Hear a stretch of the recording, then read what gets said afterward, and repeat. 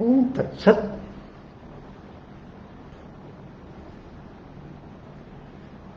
आइए पितामह से एक कथा सुने, एक और कथा सुने। प्राणियों के संसार से। यहां दक्षिण भारत में तिरुपति से कुछ दूर एक मंदिर है, श्री काणहस्ती उस मंदिर का नाम। श्री काणहस्ती शिव जी का मंदिर है।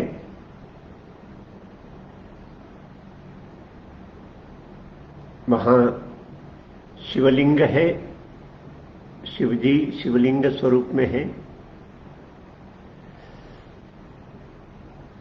और उसके पीछे एक, जिसको कहते हैं स्थल पुराण, उस मंदिर के पीछे की कथा, वह इस नाम से ही निर्दिष्ट है। यह जो नाम है काणहस्ती,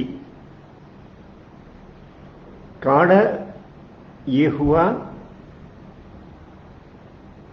जो अपने घर में दीवालों पर क्या कहते हैं उसे, माखड़ी माखड़ी माखड़ी जो जाल बनाते हैं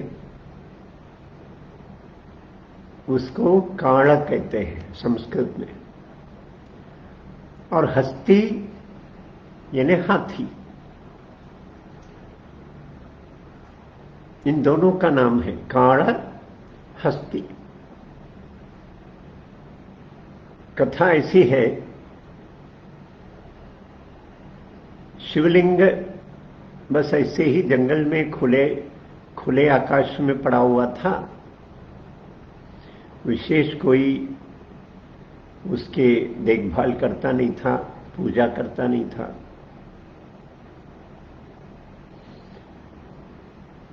तो वहां वृक्ष में जो काण था, यानी माकड़ी, उसने शिवजी के ऊपर भक्ति कर और अपने जीभ से, मुंह से निकलने वाली जो विष्ठा है,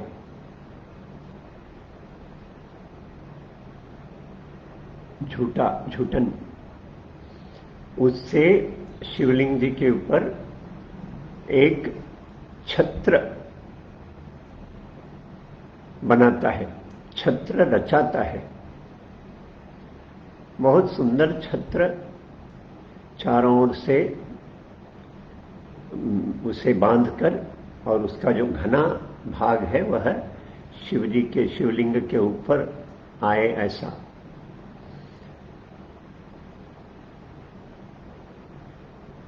और यही उसकी पूजा हुई।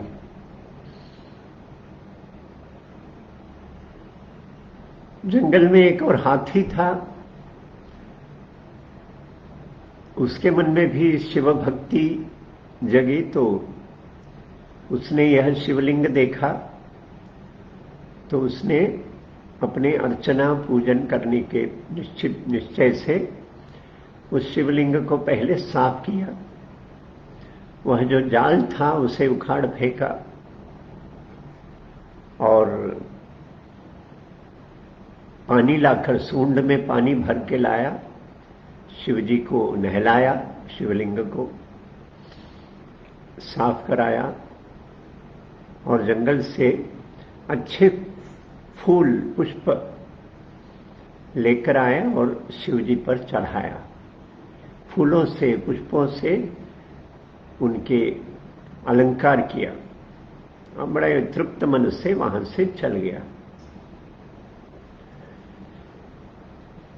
अगले दिन यह काड़, जो माकड़ी है, उसने देखा, अरे ये गंदगी किसने किया है शिवजी के ऊपर।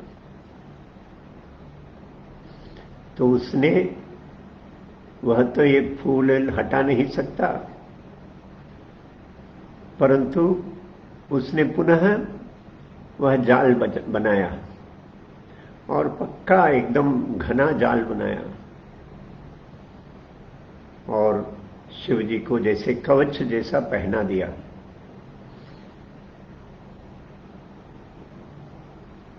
और तृप्त होकर, यही उसकी उपासना थी, वहां से चला गया। हाथी आया अगले सप्ताह में, उसने देखा पुनः जाल बना हुआ है, ये गंदगी किसने किया?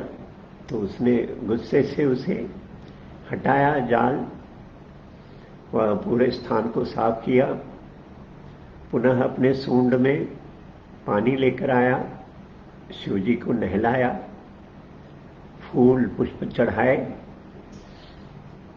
और प्रसन्न होकर चला गया। यह चलता रहा, काड़ यानी माकड़ी जाल बनाना और हाथी उस जाल को हटाना।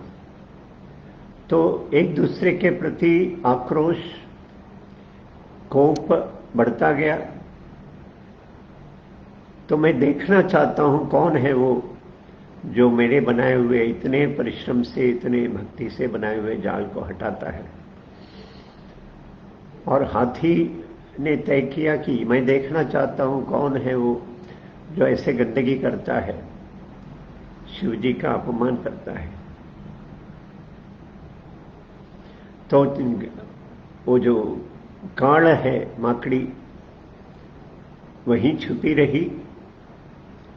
जैसे हाथी आया और उसने वह जाल को हटाया, मिटाया, तो यह काड़ माकड़ी उसके सूंड के अंदर प्रवेश कर लिया और अंदर से उसे कष्ट देने लगा। अब हाथी